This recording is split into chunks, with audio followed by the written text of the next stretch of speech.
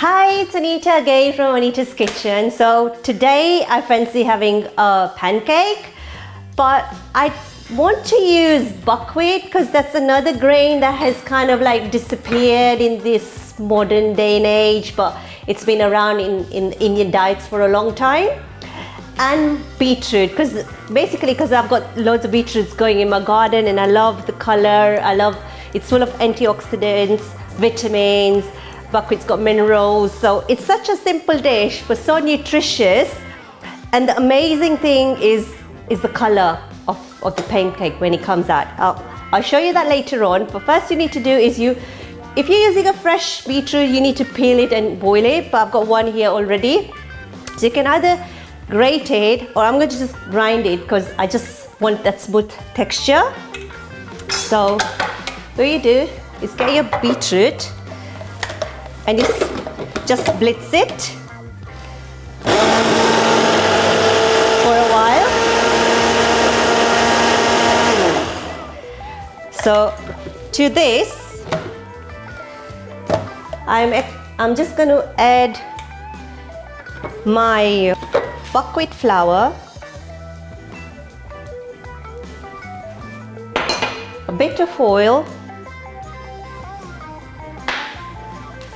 and a bit of water. It needs to be the same consistency as a pancake. So you can either just do it up and whisk it or do it in your grinder.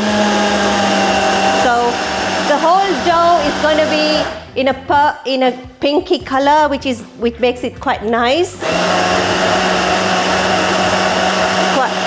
That's it.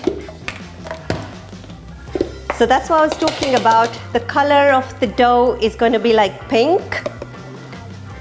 What you need to do is take out your dough, your pancake mixture, and it's gluten-free as well, and it's quite nutritious, quite healthy, everything in one. And to this I'm going to add marjoram, basically because I want to taste the earthiness of the beetroot. So I'm not going to add any more spices. Just marjoram, a bit of cumin, and just a bit of salt. That's it. No, nothing else. There you go.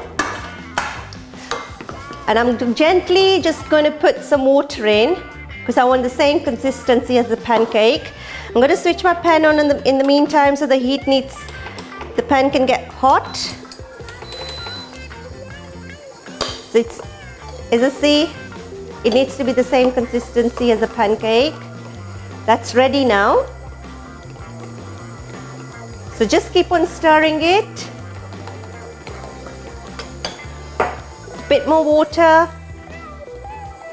There you go.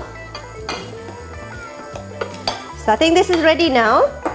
I'm just going to move all my stuff around just to make some space.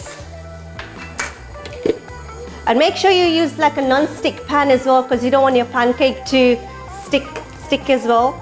So now that's ready. I can feel the heat coming through. It's just similar to doing any other pancake. You can eat this at breakfast. You can have this at lunch, or you can even like a dinner time snack. And just move it around. There you go. It's just the earthiness of the beetroot that makes the huge difference. So this kind of like you will know when the bubbles are up. That's the time that you flip it around. So you kind of like only need about 2 or 3 flips, and you can already smell the beetroot cooking away. So I'm just going to leave it for a few more minutes, and at the back it's going to be turning into like a golden brownie color. That's when you know that it's nearly done. So there you go, it's coming through. It's like any other pancake, but it's pink in color, so the kids would absolutely love this. So I'm gently just going to flip it. So gently just turn it around, move it from the sides, and you flip it. See, when I was telling you it needs to be golden brown, that's the color that you need to have. What you can do is just dab it a bit. And the way to eat this is you can eat it with a dollop of yogurt or a bit of salad. I tend to like eat it with a salad or a mango salsa. So it's quite nice, quite fresh, because you're using all fresh ingredients and you're turning a humble flour, buckwheat flour, into something jazzy. So now that's nearly done. I'm just going to turn around. There you go. I'm going to flip it one more time just to ensure that it's fully cooked. So that's it. This is my buckwheat pancake. So do like, share, subscribe, and I'll see you next time.